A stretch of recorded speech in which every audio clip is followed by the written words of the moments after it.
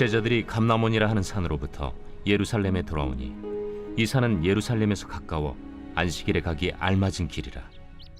들어가 그들이 유하는 다락방으로 올라가니 베드로, 요한, 야고보, 안드레와 빌립, 도마와 바돌로메, 마테와 및 알페오의 아들 야고보, 셀롯인 시몬, 야고보의 아들 유다가 다 거기 있어 여자들과 예수의 어머니 마리아와 예수의 아우들과 더불어 마음을 같이하여 오로지 기도에 힘쓰더라. 모인 무리의 수가 약 120명이나 되더라. 그때 베드로가 그 형제들 가운데 일어서서 주님은 산 같아서 반석 같아서 여전하신데 우리는 사는 동안 작은 비바람에도 요동하며 염려 걱정을 주임 삼고 흔들리는 모습으로 겨우 주님 앞에 나왔습니다. 주여, 이 시간도 십자가로 우리를 구원하신 산 같은 반석 같은 주님의 은혜를 의지하오니 우리를 새롭게 하시고 주의 말씀으로 우리를 강하게 세워주셔서 다시 현장 가운데서 그리스도인으로서 빛과 소금의 역할을 감당해낼 수 있는 주의 자녀들 될 수 있도록 인도하여 주시옵소서. 감사합니다. 예수 그리스도의 이름으로 기도합니다. 아멘. 복된 주일입니다. 우리 주 예수 그리스도의 은혜와 평강이 가득하시길 축원드립니다.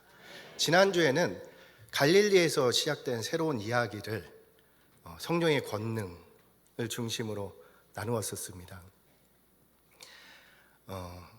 보잘것없음의 상징으로 여겨졌던 갈릴리의 제자들이 그 제자들에게 성령의 권능이 임하자 주님의 사도가 되어지는 이야기가 시작되어진 것입니다.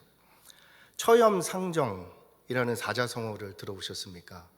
더러운 곳에 머물더라도 깨끗함을 잃지 않는다라는 뜻입니다.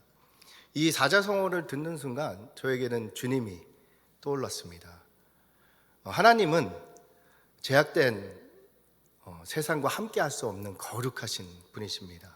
그 하나님이신 예수님께서 우리를 구원하시기 위해 이 땅에 오신 것입니다.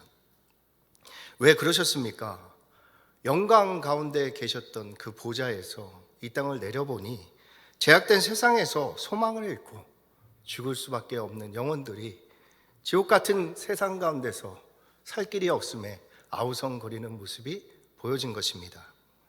그들을 보는 주님의 마음에 국률함이 일어나서 견딜 수가 없게 되었습니다. 그래서 하늘 보좌에서 내려오셔서 인간의 육신을 입고 그 인간을 구원할 길을 만들기 위해 짐승의 구유에 오시게 된 것입니다. 그곳은 자신의 처지를 비관하는 사람들, 세상과 가족과 난탓하는 사람들, 소망을 말할 수 없는 사람들의 장소였습니다. 예수님은 그곳에 오셔서 누구보다도 존귀한 삶을 살아내셨습니다. 즉 환경이 어떠하든지 하나님의 자녀다운 삶을 살아갈 수 있는 그 길을 우리에게 보여주신 것입니다. 그리고 예수님은 그러한 길로 제자들을 초대해 주셨습니다. 이 부르심에 순종하니 2000년 전에 갈릴리에서 아무도 모르게 살다가 죽었을 제자들이 하나님의 사도가 되는 놀라운 이야기가 시작되게 되어진 것입니다. 이들은 자신의 처지와 환경을 이기고 자신의 이야기를 살아낼 수 있었던 이유는 성령님이 그들과 함께 하셨기 때문이다 라고 성경이 증언합니다.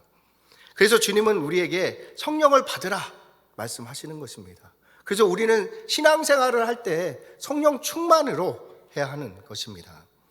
우리에게 어떠한 문제와 어려움이 있더라도 사실 상관이 없습니다. 우리 중에 제자들보다 더 큰 어려움과 문제를 만난 분들은 드물 것입니다. 그런 제자들에게 성령님이 함께 하시자 모든 어려움 가운데서 하나님의 영광을 드러내는 사도의 삶을 살 수 있게 되었습니다. 그렇다면 성도의 문제는 어려움이 있느냐 없느냐가 아닐 것입니다.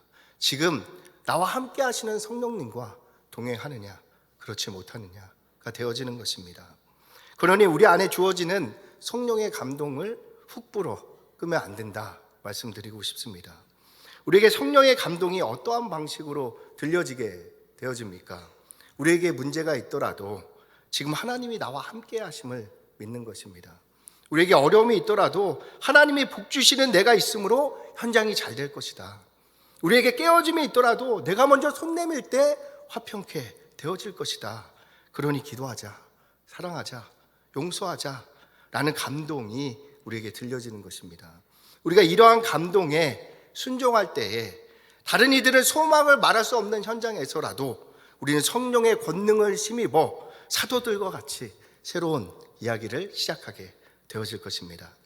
오늘은 사도행전 1장 12절로 15절 말씀을 통해서 오로지 기도에 힘쓴 것과 120명이라는 사람들이 모인 것과 그리고 성경이 여자들을 기록하고 있는 이유에 대해서 말씀을 나누도록 하겠습니다.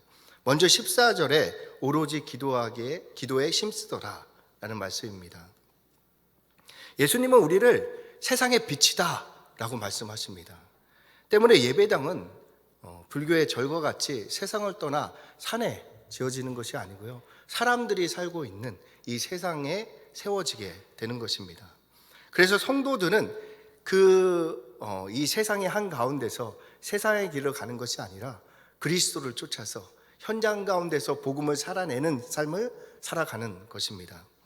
그렇다면 교회에 문제가 있다고 한다면 다른 것이 아니라 성도들이 세상 가운데서 그리스도인답게 빛을 발하지 못하는 것이 교회의 문제이다 말씀드릴 수 있을 것입니다. 때문에 성도의 봉사는 교회 안에만 머물러서는 안 됩니다. 우리의 봉사가 예배당 밖으로 넘어서지 못한다면 세상을 비출 수는 없기 때문입니다. 교회 봉사가 교회 밖 세상으로 이어질 때에 우리는 비로소 현장의 빛으로 세워지게 될 것입니다. 세상의 빛이 되기 위해 우리가 무엇을 해야 하는 것입니까? 무엇보다도 먼저 오로지 기도에 힘써야 하는 것입니다. 오늘 본문에 시작되는 12절을 보면 제자들이 감난산에서 예루살렘으로 돌아왔다라고 말씀하십니다. 왜 감난산에서 예루살렘으로 돌아왔습니까? 감난산에서 예수님이 승천하셨기 때문입니다. 그 예수님의 승천하시는 모습을 본 후에 제자들이 간 곳은 감난산에 머무르는 것이 아니라 예루살렘으로 돌아왔다라는 것이죠. 즉 예루살렘은 제자들이 생활하고 있었던 삶의 터전임을 알게 됩니다. 예루살렘에 돌아왔다는 것을 통해 우리가 돌아가야 될 곳이 삶의 현장이구나 라는 사실을 발견하게 되는 것입니다. 사도행전의 사도는 보냄받은 자라는 뜻을 가지고 있습니다. 주님께서 우리를 보내셨는데요, 그 보내신 곳이 교회가 아니고 우리가 살고 있는 그 현장으로 보내줬다는 말씀입니다. 그 현장에서 하나님의 나라를 일구라 하십니다. 그리스도의 빛을 비추라 라는 말씀입니다. 예를 들어 자신의 부족으로 기운을 잃은 분들이 있다면 우리가 그들의 장점을 찾아서 그들을 칭찬해 주는 것입니다. 상사에게 혼나 풀이 죽은 사람이 있다면 위로하고 새로운 일을 할 수 있도록 우리가 격려하는 것입니다. 경제적 문제로 힘들어하는 이들이 있다면 우리의 물질을 나누어서 주면서 그들에게 물질보다 소중한 것이 있음을 나누는 것입니다. 건강의 문제로 소망을 잃은 분들에게는 지금 사랑할 수 있는 시간임을 나누고 또 의인의 기도를 함께함으로 그들을 돕는 것입니다. 우리는 이렇게 현장에서 하나님의 나라를 일구다가 교회로 와서 힘을 얻고 다시 현장으로 나아가야 하는 것입니다. 왜냐하면 그것이 우리가 부름받은 곳이기 때문입니다. 예수님도 기도하신 후에 현장에 가셨습니다. 오늘 본문 12절에 감난산이 등장합니다. 감난산 서쪽에 있는 중턱이 겟세마네입니다. 겟세마네의 뜻은 기름 짜는 틀이라는 뜻을 가지고 있습니다. 주님은 예루살렘에 머물 때면 매일 아침 새벽같이 감난산에 가셔서 그곳에서 기도하셨습니다. 그곳에서 기름을 짜내는 심정으로 하나님의 뜻을 찾고 구하는 기도를 매일 아침마다 하신 것입니다. 하지만 주님은 감난산에 머물기 위해서 감난산에 가신 것이 아닙니다. 그렇게 기도하신 후에 다시 현장으로 돌아가서 그 안에서 복음이 필요한 자들을 품고 사랑하시고 십자가의 길을 살아내신 것입니다. 제자들은 감난산에서 돌아온 후에 가장 먼저 한 일이 오늘 본문 14절에서 기록되어 있는 것입니다. 마음을 같이하여 오로지 기도하기에 힘쓰더라. 이들이 오로지 기도한 이유는 현장에서 그리스도인다운 삶을 살고 싶어서 살기 위해서 기도한 것입니다. 이들은 예배당 안에서 세상을 바꾼 것이 아닙니다. 이들은 기도한 그곳으로 현장에 나아가서 그들을 사랑하고 섬기고 용서하고 품는 일을 행했던 것입니다. 제자들이 변화시킬 현장은 예수님을 부인하는 곳이었습니다. 예수님을 믿는다고 말하면 조롱하고 핍박하는 곳이었습니다. 심지어 예수님을 믿는다고 하면 참수하고 화형에 처하기도 했던 장소입니다. 그곳에서 제자들은 하나님의 나라를 해군 것입니다. 사랑할 수 없는 자들을 사랑하고 섬길 수 없는 자들을 섬기면서 복음을 살아내고 입술로 증거했던 것입니다. 자신의 능력과 물질과 영향력으로 그러한 나라를 현장 가운데 이룰 수는 없습니다. 자신의 생각 판단을 다 내려놓고 오로지 주님의 뜻대로 기도했더니 성령의 권능이 임해서 그들로 하여금 하나님의 나라를 살아갈 수 있도록 역사해 주신 것입니다. 베드로는 십자가 앞에서 주님을 모른다 부인하고 저주했던 사람입니다. 그 베드로가 성령을 받자 자신의 십자가에 달려 죽으면서까지 복음의 빛을 발하는 능력의 사도가 되어진 것 같이 우리도 하나님의 뜻대로 오로지 기도할 때 성령의 권능으로 현장을 정복하고 다스리는 빛과 소금이 되어질 것입니다. 그러니 우리도 말씀을 쫓아 오로지 기도해 보시기 바랍니다. 현장의 문제를 보며 염려 걱정하는 것이 아니라 현장을 향한 하나님의 뜻을 찾고 그 뜻이 이루어지기를 주님이 겟세마네에서 기도했던 것과 같이 우리도 기도해보는 것입니다. 회복을 원하십니까? 가정의 문제가 해결되고 질병의 문제가 해결되고 경제의 문제가 해결되고 사업의 문제가 해결되기 원하십니까? 새벽에 일어나서 주님이 겟세마네에 갔던 것과 같이 기도에 참여하시기 바랍니다. 성령의 권능이 임해서 현장에 회복되는 것을 목도하고 하나님을 찬양할 수 있도록 하나님께서 우리를 도우실 것입니다. 이러한 우리 모두가 되시길 예수님의 이름으로 축원드립니다. 다음으로 120명이라는 사람들이 모인 이유에 대해서 나누겠습니다. 세계적인 기업, 그러니까 세계 기업 시가 총액 1위는요 마이크로소프트라는 회사라고 합니다. 2위는 애플입니다. 마이크로소프트는 빌 게이츠로부터 시작되었고 애플은 스티브 잡스로부터 시작되었습니다. 빌 게이츠는 컴퓨터 운영체제를 만듦으로써 성공을 이루었고 스티브 잡스는 컴퓨터를 만듦으로써 성공을 이루었습니다. 그렇다면 이들의 시작이 어떠했을까요? 엄청난 기획을 가지고 큰 자본을 끌어들여서 시작했을까요? 이들의 시작을 살펴봤더니 이들의 시작은 특별함이 없이 평범했던 것을 알게 되었습니다. 마이크로소프트의 빌 게이츠는 폴 애런이라는 친구와 함께 IBM 컴퓨터에 들어갈 운영 체계를 개발함으로써 그 회사를 시작하게 되었습니다.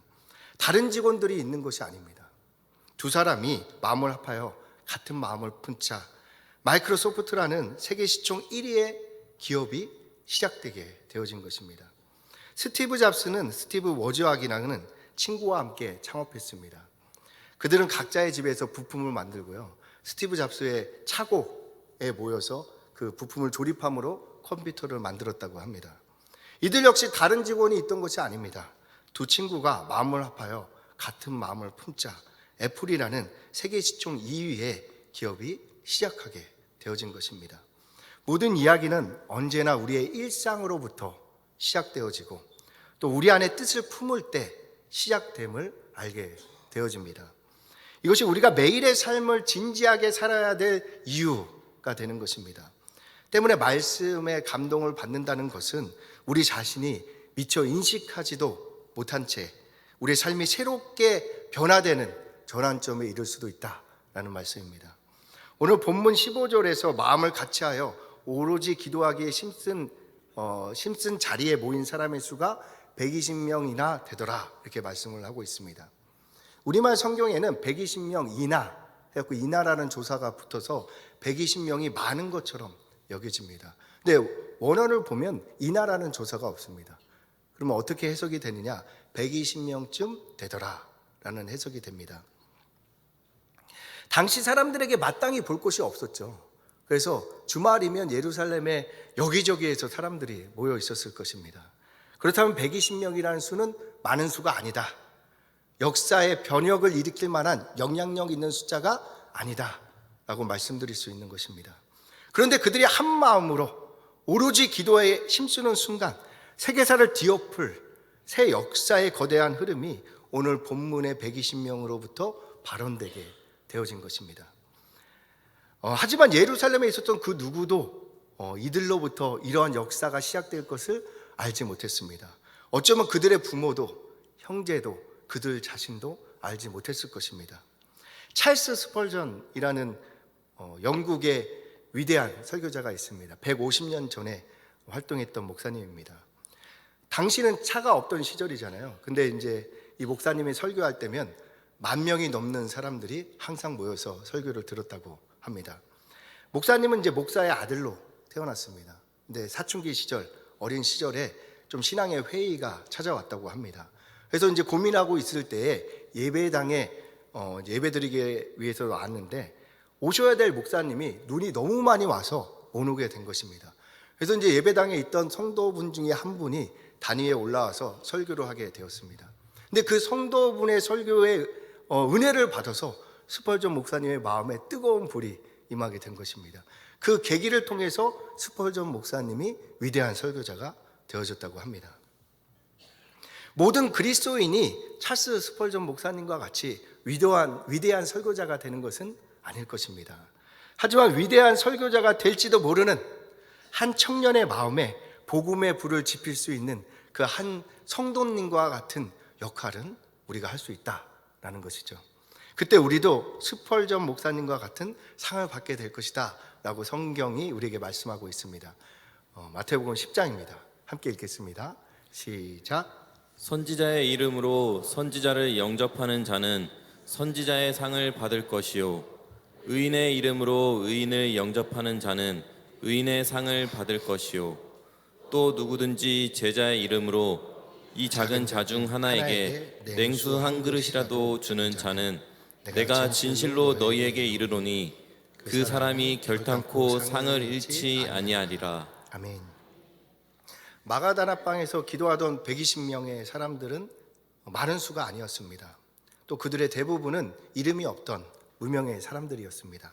그러나 그들 모두는 주님께 자신의 삶을 내어드린 진정한 그리스도인이었습니다. 그렇다면 본문 이후에 그들이 일상을 살아갈 때 주변에서 만나는 사람들에게 이 스펄전 목사님에게 영향을 끼친 성도님과 같이 복음의 빛을 비추었을 것이 분명합니다.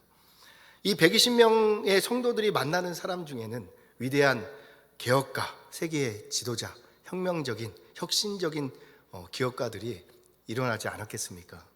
그렇다면 120명에 의해 인류 역사가 새로워졌다라는 말씀은 놀랄만한 이야기가 아닐 것입니다. 이 부분이 중요합니다. 우리도 삶을 살아갈 때 스펄전 목사님의 마음에 불을 지폈던 성도님과 같이 우리 주변에 복음을 비추는 사람이 되어야 할 것입니다. 어떻게 이러한 삶을 시작할 수 있습니까?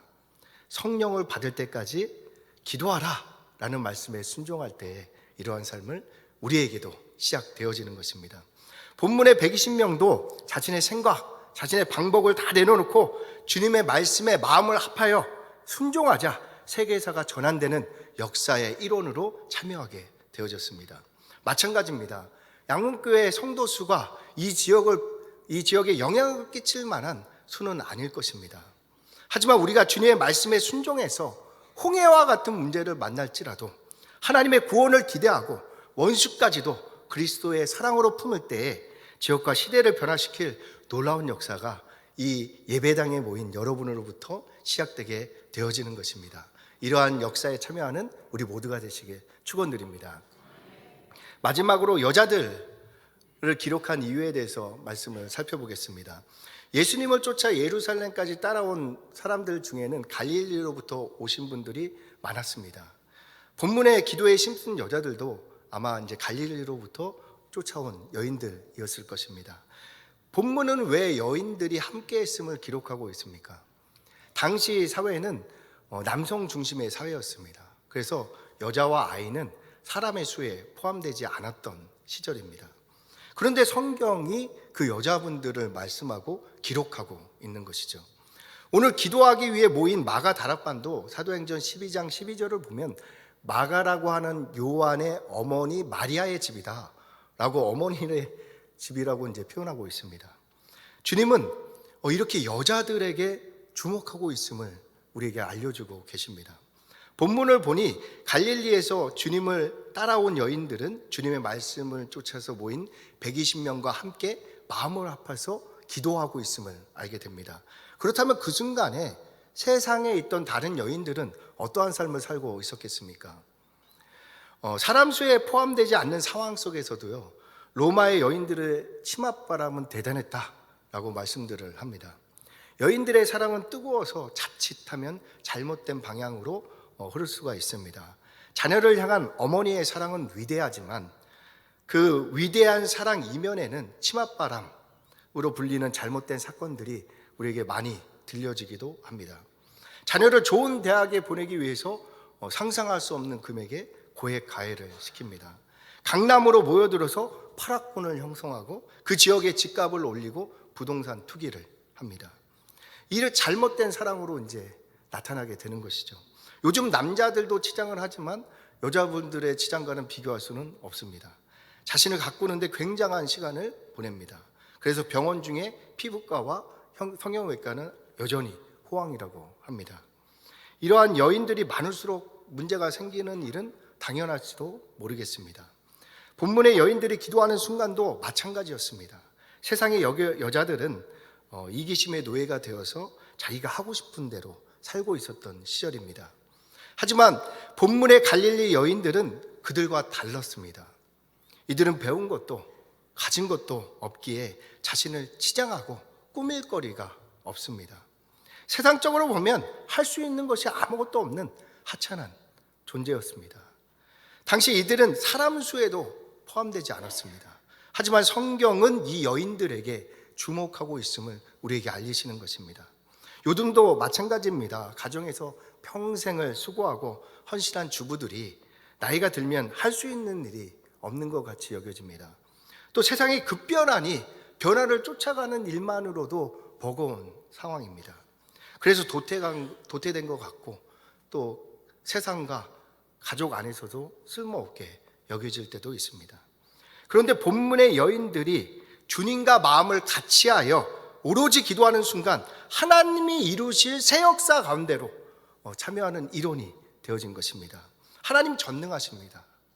우리에게 특별한 재능과 능력이 있어야지만 하나님이 사용하는 것이 아니고 하나님은 얼마든지 하나님께 순종하는 사람들을 통해서 일할 수 있는 전능하신 하나님이라는 것입니다. 그래서 하나님은 자신을 믿는 한 사람의 예배자를 오늘도 찾고 계십니다. 우리 주님께 능치 못할 일이 없다. 주님이 함께 하시면 불가능이 없다. 지금도 주님은 우리를 사랑하신다. 주님은 홍해와 같은 문제 앞에서도 이렇게 주님을 믿고 의지하는 한 사람의 예배자가 일어나기를 찾고 계시는 것입니다. 이러한 자들이 그리스도의 신부라 성경은 일컫고 있습니다. 그럼 우리도 그리스도의 신부가 되는 거죠. 남자, 여자뿐만 아니라. 그렇다면 성경에 나타난 오늘 본문에 나타난 여인들에는 우리들도 포함될 수 있다라는 말씀입니다. 이 여인들과 같이 우리 현실에 소망이 말할 수 없고 꿈을 꿀 수 없는 것 같이 여겨져도 우리를 구원하신 예수님의 마음과 우리의 마음을 같이하여 오로지 기도하는 자가 될 때에 신랑 되신 예수님의 애타게 찾고 있는 그 그리스도의 신부로 발견되어지게 역사해 주실 것입니다. 오늘 말씀을 정리하겠습니다. 예수님은 보잘것 없음의 상징이었던 갈릴리의 사람들을 제자로 부르셨습니다. 그 중에서는 당시 사람의 수에 포함되지 않는 여인들도 있었습니다. 예루살렘에 세련된 사람들이 볼 때 이들은 하찮은 존재일 수도 있었습니다. 오늘 본문의 제자들과 여인들이 주님을 만나지 못했다면 예루살렘 사람들의 생각과 같이 갈릴리에서 태어나서 사람들의 천대와 무시를 당하다가 아무도 모르게 죽을 수밖에 없는 존재였다라는 것입니다. 하지만 이들이 이러한 자신의 생각과 판단, 또 주변의 판단과 시선들을 내려놓고 주님의 말씀을 잡고 오로지 기도하자 구원의 역사가 이들로부터 시작되게 되어진 것입니다. 우리는 성령을 받으라 말씀하시는 주님의 심정을, 마음을 헤아려야 하는 것입니다. 성령이 아니고는 이 땅에서 하나님의 자녀다운 그리스도인다운 삶을 살 수 없기 때문에 주께서는 우리에게 성령을 받으라 말씀하시는 것입니다. 서울대 가라, 삼성을 일구어라 이렇게 말씀하지 않으셨습니다. 성령을 받으라, 성령을 받기까지 오로지 기도하라 말씀하신 것입니다. 우리가 이 말씀을 잡고 같이 기도했으면 좋겠습니다. 우리에게 생활이 어려움이 있고 질병의 문제가 있고 자녀의 아픔이 있고 가정의 문제가 있더라도 그 모든 것 내려놓고 새벽을 깨어 교회로 나와서 전심으로 성령 충만을 구해보시기 바랍니다. 나의 상황은 도저히 변할 수 없는 것 같고 해결될 수 없다 여겨지는 자신의 판단, 생각까지도 다 내려놓고 또 자신이 어떻게 해서든지 찾아낸 방법들, 해결 방법들까지도 다 내려놓고 성령 충만을 구해보시기 바랍니다. 혹 새벽을 깨우는 일에 너무 힘들다고 여겨지신다면 금요 기도회에 나오셔서 기도하시기 바랍니다. 그때 우리로서는 상상할 수도 없는 성령의 권능이 임해서 우리에게 새로운 역사가 시작되어지는 출발점이 될 것이다 라고 오늘 말씀이 우리에게 증언하고 있습니다. 이런 말씀을 쫓아서 깨어서 기도하고 현장 가운데 빛과 소금이 되어지는 우리 모두가 되시길 예수님의 이름으로 축원드립니다.